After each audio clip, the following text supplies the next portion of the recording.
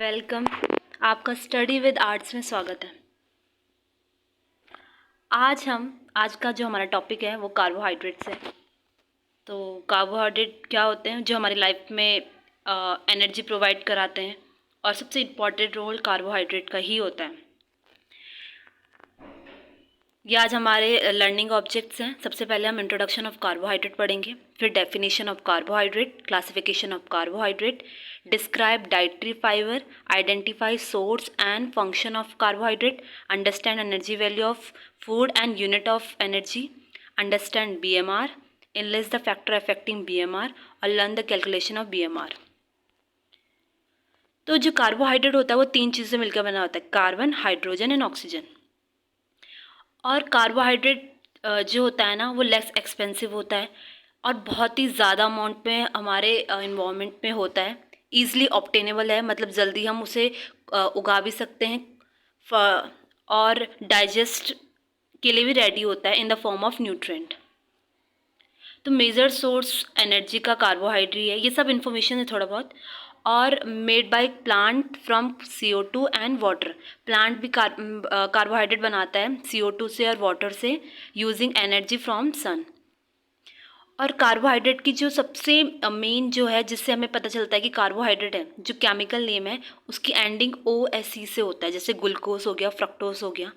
और ये energy providing to living cells को एनर्जी प्रोवाइड करता है। और हम कार्बोहाइड्रेट किस फॉर्म में लेते हैं? शुगर की फॉर्म में, स्टार्च की फॉर्म में, सेल्यूलोज की फॉर्म में लेते हैं।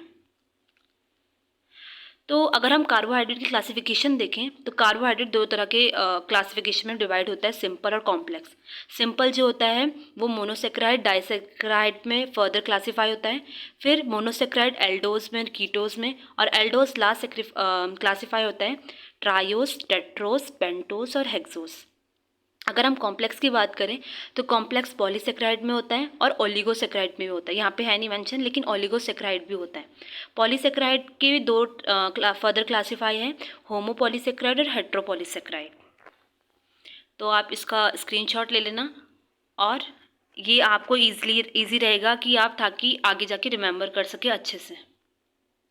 फिर अगर हम फर्दर आगे पढ़े तो मोनोसेक्राइड के अंदर क्या आता है? Glucose, fructose, galactose. ग्लूकोज क्या होता है? एक एसेंशियल एनर्जी सोर्स होता है। ये primary fuel to cell, not usually found in food item. Glucose हमें फूड आइटम में नहीं मिलता है, ये किसी कोई मतलब बॉडी हमें सप्लाई होती है जब हम स्टार्च का डाइजेशन करते हैं, तब हमें ग्लूकोज मिलता है। और ग्लूकोज को हम डेक्टोज के नाम से भी जानते हैं। जो फ्रक्टोज होता है वो फ्रूट और हनी में मिलता है, और इसका ये सबसे ज़्यादा क्या होता है, सॉफ्ट ड्रिंकिंग में इंक्लूड होता है ये। जो गैलेक्टोज होता है वो हमें हमारी डाइट में नहीं मिलता है। गैलेक्टोज ये कब होता है? जब हम मिल्क का डाइजेशन होता है, या शुगर का या लैक्टोज का, इनके डाइजेशन के बाद हमें गैलेक्टोज मिलता है। अब पढ़ेंगे हम कैरेक्टरिस्टिक ऑफ मोनोसेक्राइड। तो मोनोसेक्राइड क्या होता है? सिंपल होता है, सिंगल शुगर होते हैं, और जो फर्दर डिवाइड नहीं होते हैं, डाइसेक्राइड वो नो डाइजेशन नहीं होता उनका। ये एब्जॉर्ब करते quickly from the intestine into a blood stream and carried out to liver. ये मतलब क्या होता है? इंटेस्टाइन से एब्जॉर्ब हो जाते हैं, फिर वो ब्लड में जाते हैं और ब्लड से लीवर में जाता है।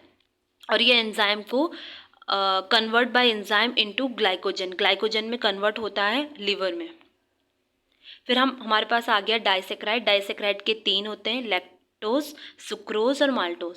तो सबसे पहले हम सुक्रोज पढ़ेंगे। तो सुक्रोज कॉमन टेबल शुगर होती है, 2 सिंगल शुगर यूनिट की बनी होती है, ग्लूकोज और फ्रक्टोज की बनी होती है सुक्रोज। जो यूज़ होता है वो ग्रेन्यूलेटेड पाउडर फॉर्म में यूज़ होता है, और ये मेड फ्रॉम कहाँ से बना है? सुक्रोज शुगर केन से और शुगर बीट से बना है। जो अगर हम लैक्टोज की बात करें तो लैक्टोज होता है मिल्क इन शुगर। जो हमारे दूध में जो शुगर की अमाउंट है ना, वो लैक्टोज की वजह से ही है, वही लैक्टोज से होता है। और ये 2 शुगर यूनिट की बनी होती है, ग्लूकोज और गैलेक्टोज की। ये लेस सोलेबल होती है, स्वीटर देन सुक्रोज होती हैं। अब हम माल्टोज की बात करें तो माल्टोज क्या होती है? 2 माल्ट शुगर से कंसिस्ट होती हैं, और it produce when starch break down in plant when sheet germinated during carbohydrate digestion in human beings. Carbohydrate का डाइजेशन ह्यूमन बींग्स का माल्टोज से होता है। और ये का सोबिटोल यूज वाइडली, इस फूड में ये माल्टोज होता है।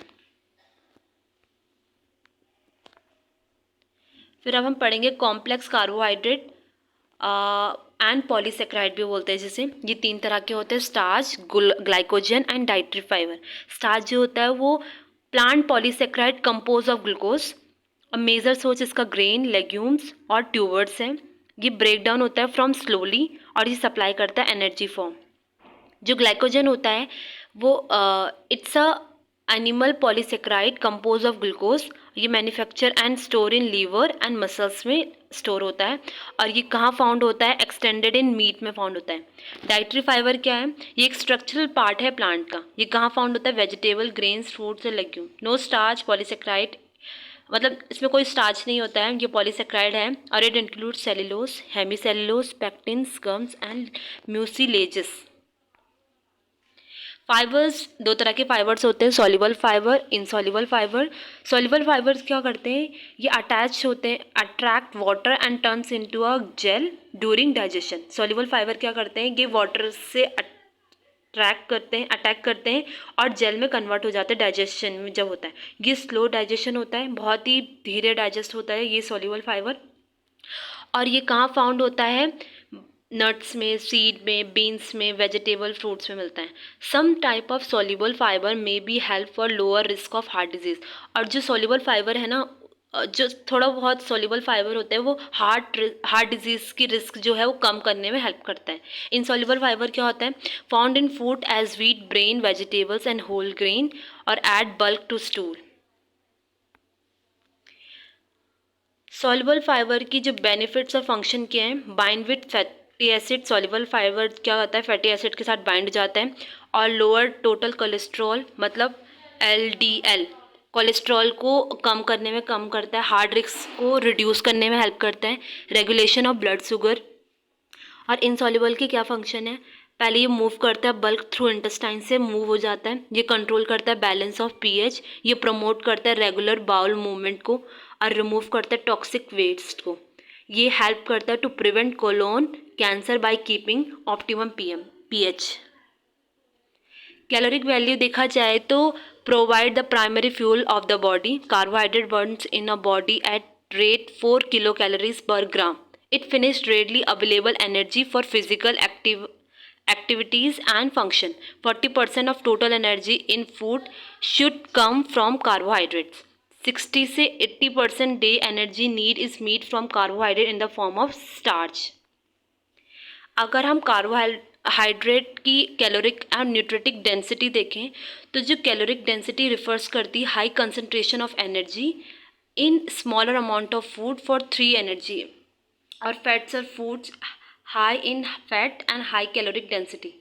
High nutritive density refers to high concentration of nutrition.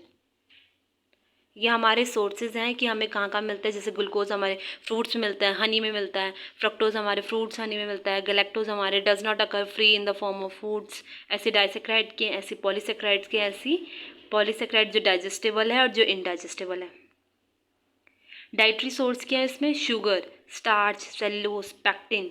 तो शुगर कहाँ कहाँ किस फॉर्म में मिलता है? स्टार्च किस किस फॉर्म में मिलता है? सेल्यूलोज किस किस फॉर्म में मिलता है? और पैक्टिन किस किस फॉर्म में मिलता है? ये RDA क्या होता है कार्बोहाइड्रेट का? तो मतलब रिकमेंडेड डाइटरी अलाउंस RDA के फुल फॉर्म होता है।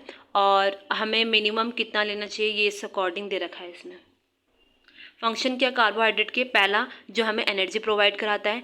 प्रोटीन स्पेयरिंग फंक्शन, मतलब प्रोटीन का जो काम है उसको मोटिवेट करना एक तरह से, वो कार्बोहाइड्रेट कराता है। दूसरा, ये सिंथेसिस करता है अदर सब्सटेंस जैसे ग्लाइकोप्रोटीन, ग्लाइकोलिपिड, ये सिंथेसिस करता है।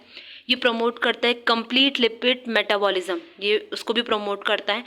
ये प्रोवाइड करता है बल्क इन डाइट, जो फाइबर्स है ना उसको भी प्रोवाइड कराता है ये। Energy capacity to do work, energy की डेफिनेशन है। टाइप्स के एनर्जी के: osmotic energy, electric energy, chemical energy और थर्मल एनर्जी।